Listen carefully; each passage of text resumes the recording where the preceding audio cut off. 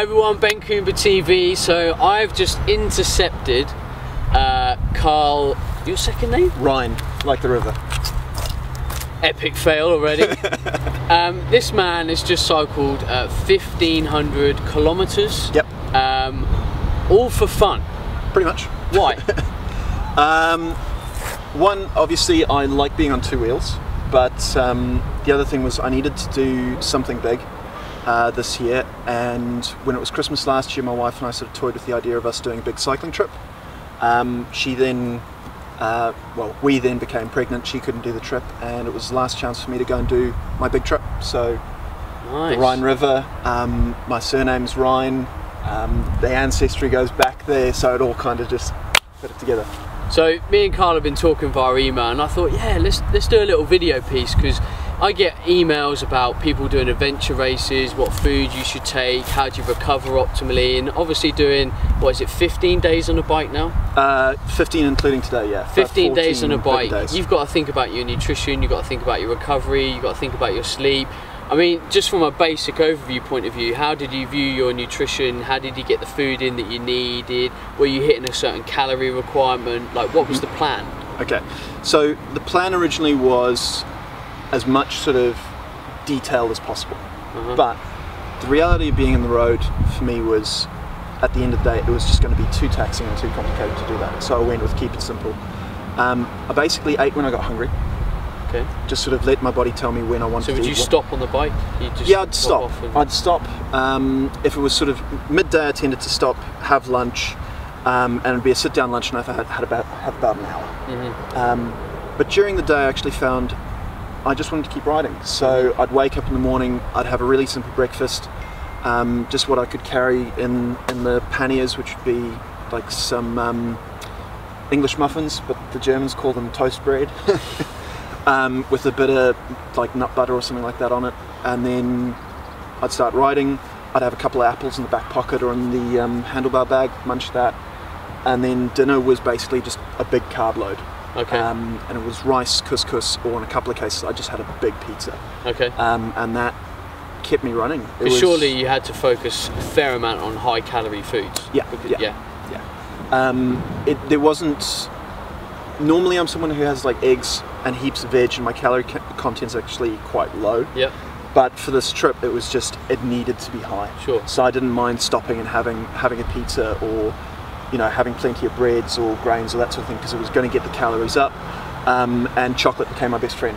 Yes. I was killing chocolate. German chocolate, Swiss chocolate. That's where the money is. It's great.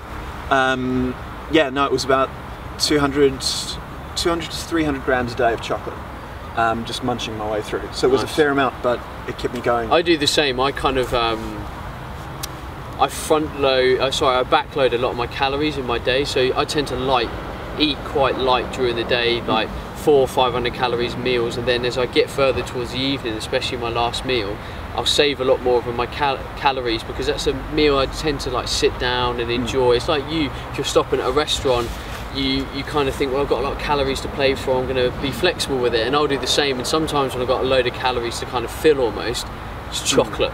Every time it's dark chocolate. So I hear you. Now I promise you, I didn't know this was going to happen. I met up with Carl, we started chatting, I'm with my brother who's recording this, and we were chatting about the trip and everything, and I was like, how did you recover, like, well, in terms of your recovery? And he said, I didn't tell you this while I was emailing you, but I have a secret weapon. And apparently, there's a secret weapon I seem to have created. Yeah. Which I'm happy about, obviously. Yeah. I call it the awesome sauce. This stuff is absolutely brilliant. So I was doing 110, 120 Ks on the bike. For someone who's like a competitive racer or something like that, they're going to be doing way more than that. But I've got 32 kilos of bike plus me, and I'm not a little fella.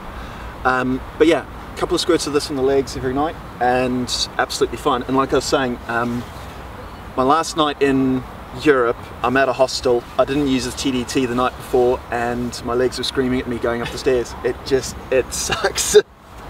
And because before meeting Carl a couple of days ago, I did a Tough Mudder race, and I used TDT the day afterwards, and I was squatting in the gym afterwards. But you know, it was just so refreshing for me to hear a product that I created you use to help yourself recover and stuff. Because did you find that your sleep was good on the trip? Because sometimes people exercise tons and sleep like a baby, or sometimes you exercise tons and it really throws your sleep off. It's kind of broken.